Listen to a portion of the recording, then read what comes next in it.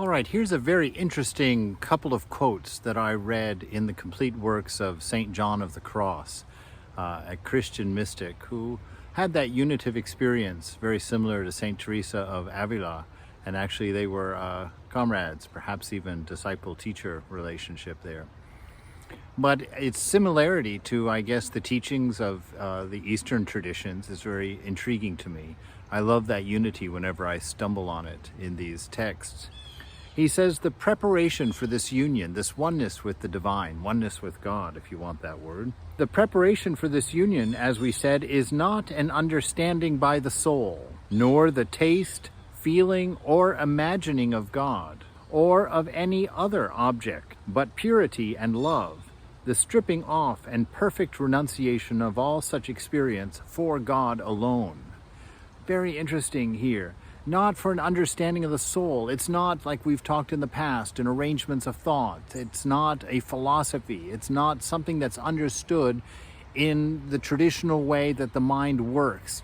Causation, relationship, subject, object, nothing to do with any of that. This is something outside of mind. We call it transcendental. It is not an understanding by the soul, nor a taste, a feeling, or imagining of God or any other object. It's not something other than yourself. It's not something outside of yourself. It's not separate from you. It is but purity and love. Love, our fundamental nature. It is the thing that embraces all of this material world that we see. One of the fundamental natures of it is this love and this purity. This purity is that escape from this me and mine that poisons the mind. That distorts our thinking, that causes anger, that causes jealousy, that causes anxiety. Just this constant barrage of negative feelings caused by that root of me and mine when you think you're talking about a body and mind. He says that it's the stripping off and perfect renunciation of all such experiences for God alone. If you don't like the word God, use the word love. For love alone, throwing off all of these objective ideals, seeing anything as being outside of ourself, but really living a life that sees ourself in everything, in each other, and we respect and act and love accordingly.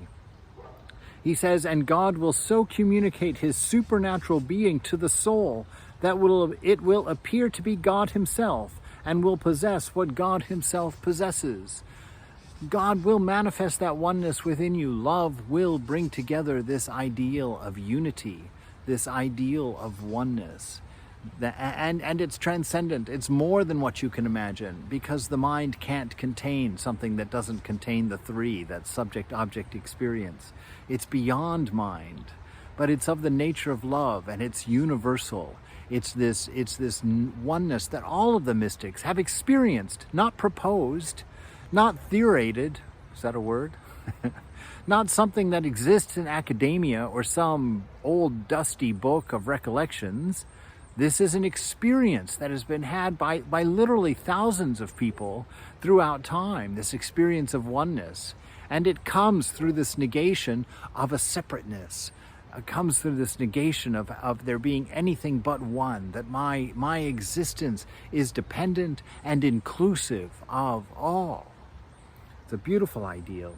And he says, for to love is to labor, to divest and deprive oneself for God of all that is not God. When this is done, the soul will be illumined by and transformed in God. And again, let's change that word to love. 1 John, right, in the Christian tradition says God is love. Every other tradition says the same thing in different words. This notion, so let me put that in there. For to love is to labor, to divest and deprive oneself for love of all that is not love. When this is done, the soul will be illumined by and transformed in love. Swami Vivekananda says that this love is perfect unselfishness. So don't use the words of religion if they're uncomfortable, if they seem unreal. Don't use words that mean something that's offensive to you or too limited for you or too make-believe for you. Love exists. Nobody has to prove it. Love is beautiful. Nobody has to prove it. Love is amazing. Love causes unity. Nobody has to prove it. So give up every other idea inside and live for oneness. Live for love. Experiment. Poke at it. Investigate it. Find out its nature. Act it out. And you will find transformation. You will find that life that you've been looking for. You will find that satisfaction of self that you've been looking for. And more than anything, it's fun.